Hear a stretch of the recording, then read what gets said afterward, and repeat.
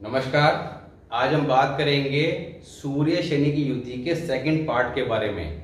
First part में हमने first house लगन भाव से लेकर रोग ऋण शत्रु के भाव सिक्स्थ हाउस के अंदर इस कॉम्बिनेशन यानी कि 6 घरों के अंदर स्टार्टिंग के जो 6 घर हैं, या ये कह सकते हैं आप कि कुंडली के जो पहले घर हैं 1 से लेकर 6 तक के जो घर हैं वो कुंडली में पहले के घर कहे जाते हैं, और 7 से लेकर 12 तक के वो बाद के घर कहे जाते हैं। तो पहले के घरों में ये कॉम्बिनेशन किस तरह के शुभ और अशुभ फल देता है और कैसे इनके शुभ फल प्राप्त किए सकते हैं, क्या रेमेडीज बताई गई है, उनकी बात करी थी। आज बात करेंगे 7 से लेकर 12 तक की कंडीशन के बारे में कि 7 से लेकर 12वें घर तक के अंदर ये कॉम्बिनेशन अलग अलग हाउस में किस तरह के फल देगा और किस हाउस के अंदर क्या रेमेडी प्रिकॉशन करनी है जिससे इस अशुभ योग के शुभ फल प्राप्त किए जा सकें। क्योंकि यहाँ पर ये योग कुंडली के अंदर काफी ज्यादा अशुभ हालात पैदा कर देता है, निश्चित तौर पर कर देता है। लास्ट वीडियो में बताया था आपको कि ये योग कुंडली में जब बना होगा तो मंगल बद बना देगा। ये मंगल बद की वीडियो में आपको जानकारी दी थी। तो सूर्य शनि इज इक्वल टू मंगल बद। मंगल बद मीन्स मंगल बुरा। तो मंगल बुरा मीन्स यानी कि मंगल बद की वीडियो में बताया था आपको कि मंगल जब कुंडली में बद की कंडीशन में होते हैं, मंगल बद बना होता है, उसके कुछ और रूल भी हैं। उसमें सूर्य शनि का भी एक कॉम्बिनेशन बताया था कि अगर सूर्य शनि का कॉम्बिनेशन हो तो मंगल बद हो जाता है। तो मंगल कुंडली में देखने में कहीं भी कैसे भी हो, चाहे उच्च का हो चाहे सबराशि हो, कैसे भी हो, मगर अब मंगल वहां बैठकर अशुभ फल ही देगा। क्योंकि कुंडली में कोई भी प्लैनेट किसी भी हाउस में बैठकर शुभ फल भी दे सकता है, अशुभ फल भी दे सकता है। अब जैसे यहाँ हम बात कर रहे हैं सूर्य शनि की, और मैं बार बार आपको कह रहा हूँ कि सूर्य जो है 6, 7, 10 हाउस के अंदर अशुभ फल देते हैं, बाकी हाउस के अंदर शुभ फल देते हैं। मगर जब हमने सूर्य के कुंडली के 1 से लेकर 12 घरों के बारे में चर्चा की थी, पिछली वीडियो में जाके आप चेक कर सकते हैं, प्ले लिस्ट के अंदर सूर्य 1 से 12 घरों के अंदर वीडियो पड़ी हुई है। तो वहां पे जब हमने चर्चा करी थी तो हर हाउस के अंदर हर प्लैनेट, चाहे सूर्य हो या बाकी के 8 प्लैनेट और हों, उनकी हर हाउस के अंदर जहां वो शुभ बताए गए हैं और जहां अशुभ बताए गए हैं, वहां पे उनके दोनों तरह के हालात के बारे में चर्चा की थी कि यहाँ पर कोई भी प्लैनेट किसी भी हाउस में बैठकर शुभ फल भी दे सकता है, अशुभ फल भी दे सकता है। तो खाली किसी भी प्लैनेट के प्लेसमेंट के ऊपर आप उसका डिसीजन मत लें कि यहाँ पर अगर सूर्य आपका लगन भाव में है तो शुभ फल ही देगा, या 6th हाउस में है तो अशुभ फल ही देगा। आपको कुछ और कंडीशन भी अप्लाई करनी पड़ेगी, कुछ रूल भी लगाने पड़ेंगे, तब जाके आप प्रॉपर उसको सही एनालाइज कर पाएंगे कि यहाँ पर कौन सा प्लैनेट आपका किस कंडीशन में है। अब सूर्य शनि का कॉम्बिनेशन जब 7th हाउस में बनेगा, 7th हाउस में कालपुरुष कुंडली के हिसाब से 7 नंबर की राशि आती है। आपकी कुंडली में यहाँ कोई भी राशि हो, मगर इस वाले हाउस में अगर ये कॉम्बिनेशन है तो यहाँ पर सूर्य को नीच का माना गया है और शनि को उच्च का। तो यहाँ पर जब कोई भी प्लैनेट कुंडली के अंदर किसी राशि में नीच का हो रहा हो और वहीं पे जो प्लैनेट उस राशि में उच्च का होता है वो बैठा हुआ हो, तो ये एक तरह का राजयोग बन जाता है, नीच भंग राजयोग। अब कुछ लोग कह रहे होंगे कि वैदिक एस्ट्रोलॉजी का ये कॉन्सेप्ट है और ये आप लाल किताब के अंदर कैसे बता रहे हैं। देखिए, कॉन्सेप्ट कोई भी एस्ट्रोलॉजी का हो, घुमा फिरा के बात का रिजल्ट तो एक ही निकलेगा। डायग्नोज आप किसी भी तरीके से कर लें, किसी आयुर्वेदिक डॉक्टर को दिखा लें, वो नर्स पकड़ के बीमारी बता देगा। एलोपैथी को दिखा दें तो वो आपका कुछ टेस्ट करा के बीमारी बता देगा, और बीमारी तो एक ही डायग्नोज होनी है। तो मेथड एस्ट्रोलॉजी का कोई भी हो, चाहे वैदिक हो, चाहे आपका जेमिनी एस्ट्रोलॉजी हो, चाहे नाड़ी एस्ट्रोलॉजी हो, चाहे लाल किताब हो, अगर सही से एनालाइज करेंगे तो रिजल्ट एक ही निकल के आएगा, तो प्रॉब्लम फाइंड आउट हो जाएगी। बात आती है कि प्रॉब्लम तो हमने फाइंड आउट कर ली किसी मेथड के थ्रू, मगर उसका सॉल्यूशन क्या है, क्या उसे हम ठीक कर सकते हैं। तो रेड बुक की स्पेशलिटी ये है कि निश्चित तौर पर ठीक कर सकते हैं, क्योंकि कई एस्ट्रोलॉजिस्ट कहते हैं कि यहाँ पर रेमेडीज काम करती नहीं है, पर मेरा अपना एक्सपीरियंस यही है और मैं 100% श्योर हूँ कि रेमेडीज 101% काम करती हैं, अगर प्रॉपर सही तरीके से समझ के सही तरीके से एनालाइज करके किया जाए। तो यहाँ पर सूर्य शनि का जब कॉम्बिनेशन होगा तो नीच भंग राजयोग होगा। तो यहाँ पर क्या लिखा है, राजयोग होगा, मगर एक कंडीशन को ध्यान करना है, अगर यहाँ कुंडली के अंदर बुध 5वें घर में हो और इससे पहले के घर, पहले घर कौन से हैं? ये 4th house, 3rd house, 2nd house, 1st house, इन 4 हाउस के अंदर कहीं भी चंद्रमा बैठा है तो यहाँ पर ये योग जेल यात्रा करवा देगा और निश्चित तौर पर कराएगा। 8th हाउस, अब अगर 8th हाउस के अंदर ये कॉम्बिनेशन बना है तो यहाँ पर 8th हाउस में शनि स्ट्रॉन्ग पोजीशन में आ जाते हैं। अब यहाँ पर शनि काफी ज्यादा अशुभ हालत में है, क्योंकि अकेले शनि बैठे हो तो ठीक है, अपने शत्रु ग्रह के साथ बैठकर यहाँ पर अशुभ फल ही देंगे। अब शनि यहाँ पर एक जहरीला सांप हो गया है, तो यहाँ पर शनि की मियाद क्या है? 36 साल का जो आपका एज आती है वहां पे शनि की मियाद कही गई है। शनि कुंडली में कहीं भी हो, कैसा भी हो, खराब अगर है तो 36 साल उम्र से आपका अशुभ फल देना प्रारंभ कर देगा। और जब शनि खराब होगा तो राहु केतु भी अशुभ फल देंगे, तो 36 से 48 साल तक का टाइम पीरियड निश्चित तौर पर आपको काफी ज्यादा धन के नुकसान और हर तरह के माली हालात खराब कर देगा। तो शनि की मियाद 36 साल उम्र तक जहरीला सांप होगा, धन का नुकसान होगा, औलाद व व्यापार दोनों ही तकलीफ में होंगे, यानी कि व्यापार में नुकसान होगा और औलाद को भी किसी न किसी प्रकार की समस्या देखने को मिलेगी। यदि जातक मकान बना ले, अब जब शनि कुंडली के अंदर अशुभ हालात में हो, ऐसे में शनि मकान का कारक है, ये शनि के टॉपिक में आपने डिस्कस किया था। ऐसा व्यक्ति अगर मकान बना ले, अब ऐसे व्यक्ति को क्या चाहिए कि शनि की मियाद के बाद ही मकान बनाए। अगर शनि की मियाद से पहले मकान बना ले और स्पेशली 36 साल से आपका 39 साल के बीच में, या अगर पापी ग्रहों को ऐड किया जाए तो 36 से 48 साल के बीच में अगर मकान बना ले तो शनि और बिगड़ जाएगा और बर्बाद कर देगा। मकान बनते साथ ही औलाद की जान पे खतरा आ जाएगा, साथ ही यहाँ पर धन के बहुत ज्यादा नुकसान करा देगा, बहुत ज्यादा गरीबी के हालात पैदा कर देगा। जब शनिचर वर्ष फल में, अब ये कॉम्बिनेशन यहाँ पे काफी अशुभ हालात का बना हुआ है, शनि बिगड़ा हुआ है, जहरीला सांप बन गया है, ये कॉम्बिनेशन वर्ष फल के अंदर ऐसे हाउस में आ जाए, क्योंकि ये कॉम्बिनेशन हर साल अलग अलग हाउस में मूव करेगा, तो ऐसे घरों में आ जाए जहां पर शनि को खराब कहा गया है। तब जैसे फॉर एग्जांपल 5th हाउस, अब 5th हाउस के अंदर शनि को खराब माना गया है, बाकी किन किन हाउसेस के अंदर शनि अशुभ फल देता है उसके लिए शनि के टॉपिक में जाकर आप प्रॉपर जानकारी ले सकते हैं। अब 5th हाउस के अंदर शनि को बहुत ज्यादा अशुभ माना है, क्योंकि 5वां घर किसका है? सूर्य का, और सूर्य क्या है? इसके शत्रु है, तो शत्रु घर में बैठ के शनि अशुभ फल ही देते हैं। 5वां घर किसका है? औलाद का, तो अशुभ फल किसके संबंध में देंगे? औलाद के संबंध में देंगे। तो यहाँ पर बच्चे खाने वाला सांप इसलिए कहा गया है, यहाँ पर शनि अगर अशुभ हालात में है तो निश्चित तौर पर औलाद के संबंध में काफी ज्यादा अशुभ फल देता है। तो जब शनि वर्ष फल के अंदर अशुभ घरों में आ जाए तब उस वर्ष भी आपको धन संबंधी, औलाद संबंधी दिक्कतें देखने को मिलेगी, निश्चित तौर पर मिलेंगी। तो यहाँ पर शनि के काम करना, शनि के काम क्या है कि शनि से संबंधित व्यापार करना, लोहा लकड़ी मकान बनाना बेचना या मकान संबंधित मटेरियल इत्यादि या किसी तरह के स्पेयर पार्ट, कुछ भी लोहा लकड़ी या मकान से संबंधित मकान का कोई भी काम करना यहाँ पर बर्बादी का कारण बनेगा। अब यहाँ पर करना क्या है? अगर 8वें घर में ये कॉम्बिनेशन है तो आपने अपने घर की किसी भी दीवार में, अपने घर की किसी दीवार में ड्रिल मशीन से सुराख कर लेना है, और वो सुराख ऐसा होना चाहिए जिससे आप आर पार देख सकें। अगर कुंडली में 8वें घर में ये कॉम्बिनेशन बना हुआ है तो ये सुराख निश्चित तौर पर कर लेना है। और इसके अलावा जब वर्ष फल के अंदर शनि 8वें घर में आ जाए, ये कॉम्बिनेशन 8वें घर में आ जाए या 5वें घर में आ जाए या किसी ऐसे घर में आ जाए जहाँ पे शनि को अशुभ माना गया है, तब भी आप ये काम करेंगे तो यहाँ पर औलाद और व्यापार के संबंध में जो काफी ज्यादा अशुभ फल बताए हैं उनसे बचाव हो जाएगा।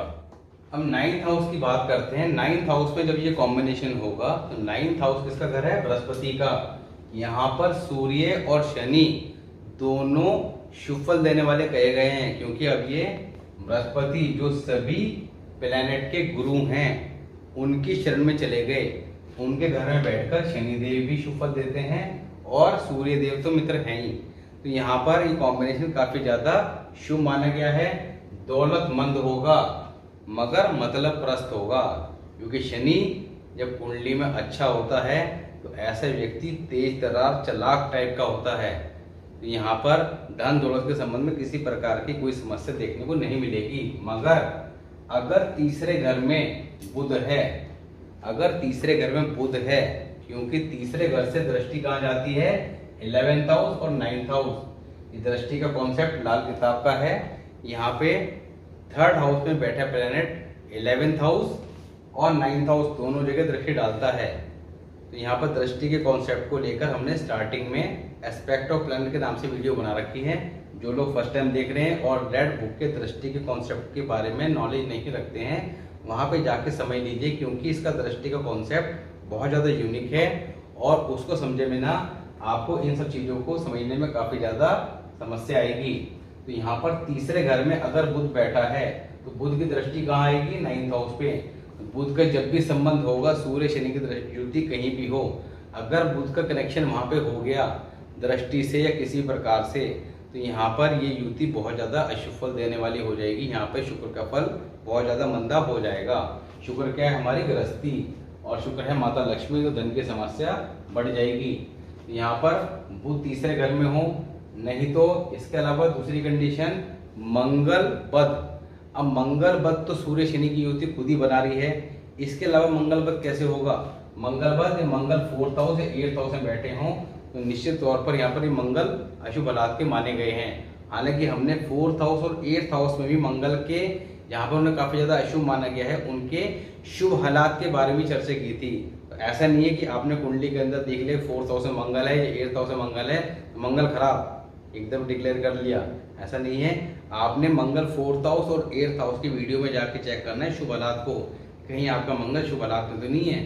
साथ ही वहाँ लक्षण बताए गए हैं, लक्षण के आधार पर भी आप इजीली एनालाइज कर सकते हैं कि आपका मंगल या आपके परिवार में किसी व्यक्ति का मंगल किस स्थिति में है। तो यहाँ पर बुध तीसरे घर में हो या मंगल बध की कंडीशन अप्लाई हो रही हो, मंगल 4th या 8th हाउस में हो, तब ऐसी कंडीशन में 3rd व 9th यानी कि बुध और 9th हाउस में कौन बैठे हैं, सूर्य और शनि। तीसरे और 9वें घर दोनों ही घरों के फल खराब होंगे। बुध शनि सूर्य के कारोबार रिश्तेदार सब अशुभ फल देंगे। उपाय, अब उपाय क्या करना है, 10 वर्ष से कम उम्र की यानी कि इस बुध को शुभ कर लेना है, क्योंकि तीसरे घर में बुध को काफी ज्यादा अशुभ बताया गया है। हालांकि तीसरा घर इसका अपना घर है, मगर यहाँ पर कारक कौन है, मंगल, तो मंगल का कंट्रोल होने के कारण तीसरे घर में बुध को अशुभ माना गया है। तो यहाँ पर बुध को शुभ कर लेना है। बुध को शुभ कैसे करेंगे, कायम कैसे करेंगे, आपका छोटी कन्या 10 वर्ष से छोटी कन्याओं को मीठा इत्यादि खिलाना, हलवा इत्यादि खिलाना, उनका आशीर्वाद लेने से बुध शुभ होते चले जाएंगे। साथ ही अगर आप छोटी कन्याओं को हफ्ते में एक बार या यथासंभव जितनी बार हो सके चकोर मावे की बर्फी, बर्फी का साइज जनरली चकोर ही होता है, मगर आज की डेट में अलग अलग शेप के आने लगी हैं, तो आपने स्क्वायर शेप वाली बर्फी लेनी है और वो बर्फी छोटी कन्याओं को बांटना बुधवार के दिन अत्यंत शुभ फल देगा। 10वें घर, अब 10वां घर शनि का अपना घर है, क्योंकि कालपुरुष कुंडली के हिसाब से यहाँ 10 नंबर की राशि आती है, तो 10वां घर और 11वां घर मकर राशि और कुंभ राशि दोनों शनि के अपने घर हैं। अब 10वें घर की पहले बात करते हैं। 10वां घर जहाँ शनि का अपना घर है, वहां पे सूर्य के साथ युति किस तरह का फल देगी, 5th व 6th हाउस में बैठे। अब अगर 5वें और 6ठे घर यानी 5th हाउस 6th हाउस में कोई भी प्लैनेट बैठा है, तो उस प्लैनेट के संबंधित रिश्तेदार बर्बाद होंगे, यानी कि उन्हें किसी न किसी प्रकार की समस्या देखने को मिलेगी। तो यहाँ पर एक तो ये कंडीशन, दूसरा अगर वर्ष फल में सूर्य शनि की युति कहाँ पे है, आपका 10th हाउस में। अब 10th हाउस के अंदर जब ये युति होगी तो यहाँ पर एक तो उपाय क्या करना है, अंधी कुंडली का, क्योंकि जब 10वें घर में दो ऐसे प्लैनेट बैठ जाए, ग्रामर का रूल है, आपको पहले बता चुके हैं, 10वें घर में जब दो ऐसे ग्रह बैठ जाए जो आपस में शत्रु हों, तो यहाँ पर वो 10वें घर के फल को खराब करते हैं। कुंडली को अंधी कुंडली कहा गया है, ब्लाइंड हॉरोस्कोप कहा गया है। तो यहाँ पर ऐसे व्यक्ति को अंधे लोगों की सेवा करते रहने से आपका 10वां घर क्या है, काम धंधे का। तो यहाँ पर जब ब्लाइंड हॉरोस्कोप होती है तो ऐसा व्यक्ति ब्लाइंड की तरह जो है काम करता है, यानी कि दिशाहीन हो जाता है। जीवन के अंदर बार बार काम में चेंजेस आते हैं और उसे समझ नहीं पाता है कि कौन सा काम उसके लिए करना ठीक रहेगा और कौन सा नहीं, तो उसके डिसीजन हमेशा गलत साबित होते हैं। तो यहाँ पर अंधे लोगों को भोजन कराना, साथ ही सूर्य और शनि का ये कॉम्बिनेशन जब होगा, ये वर्षफल में अगर 10वें घर में आ जाए, वर्षफल में 10वें घर में आ जाए और बुध 8वें घर में आ जाए, यानी कि वर्षफल में प्लान करते हैं तो ये 10वें घर में आ जाए, जो लगन भाव में है वो क्या नाम है लगन कुंडली में है, और बुध 8वें घर में आ जाए, तो जिस साल भी ये कॉम्बिनेशन बनेगा कि सूर्य शनि 10वें घर में और बुध 8वें घर में, उस साल जेल यात्रा के योग निश्चित तौर पर बनेंगे और जातक की बिना वजह बदनामी का सामना करना पड़ेगा। समाज से बिना बात के लोगों से तोहमत लगाते होंगे, तो यहाँ पर ये काफी ज्यादा अशुभ हालात पैदा कर देगा। अब 11th हाउस की बात करते हैं, तो 11th हाउस भी शनि का ही घर है।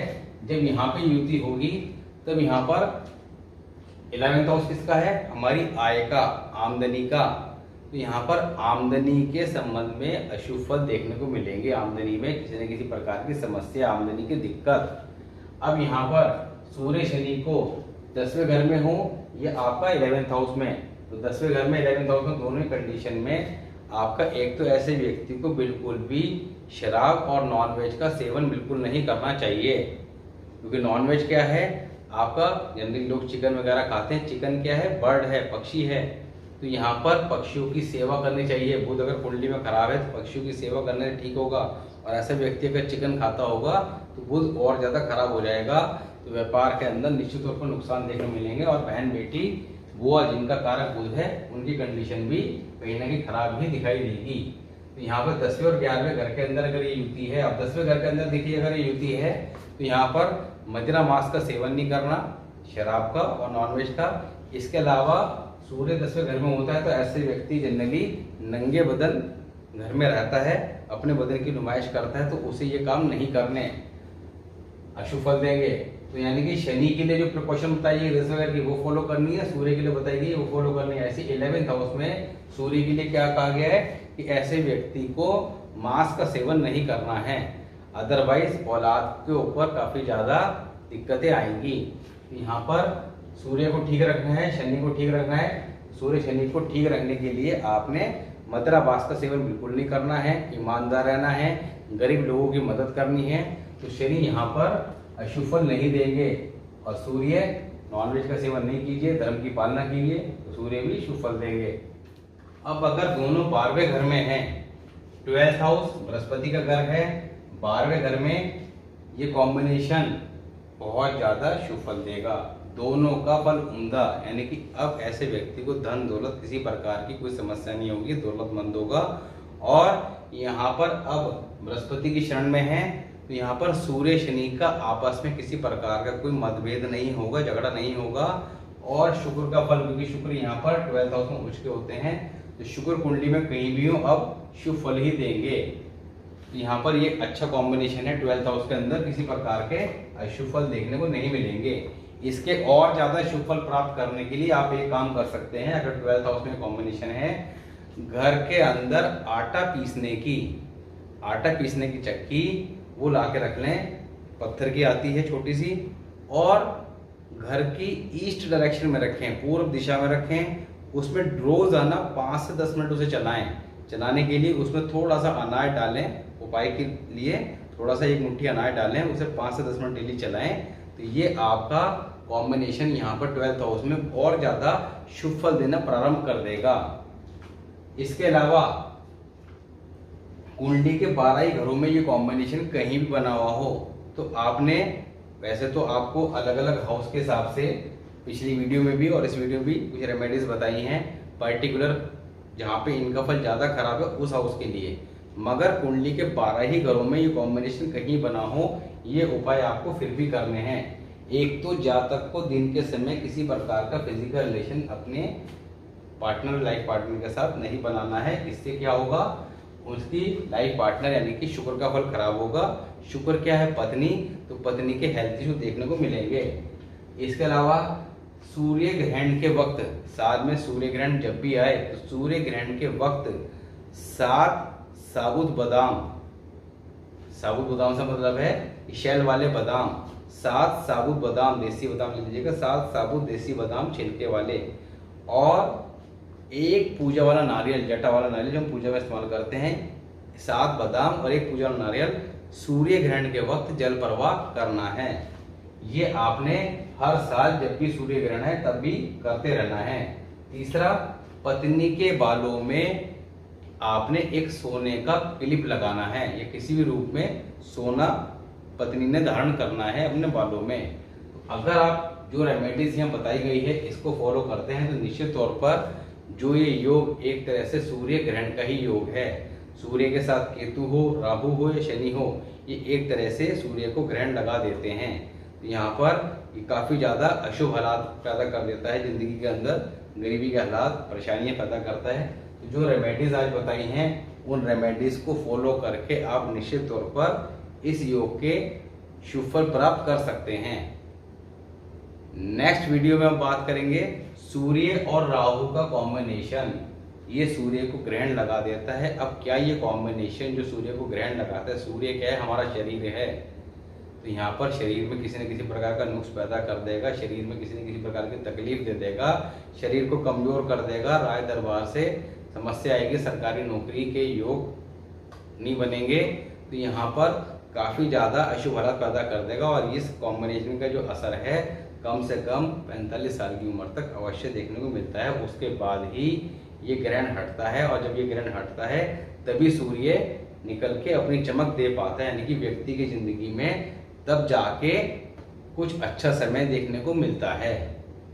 तो सूर्य और राहु का कॉम्बिनेशन कुंडली के 12 घरों में कब किस तरह का फल देगा और कैसे इस अशुभ योग से बचा जा सकता है, क्या रेमेडी, क्या प्रिकॉशन करनी है, इस योग से बचा जाए और अपनी समस्या को ठीक कर लिया जाए। तो बात करेंगे नेक्स्ट वीडियो में सूर्य और राहु के कॉम्बिनेशन के बारे में। तब तक के लिए नमस्कार।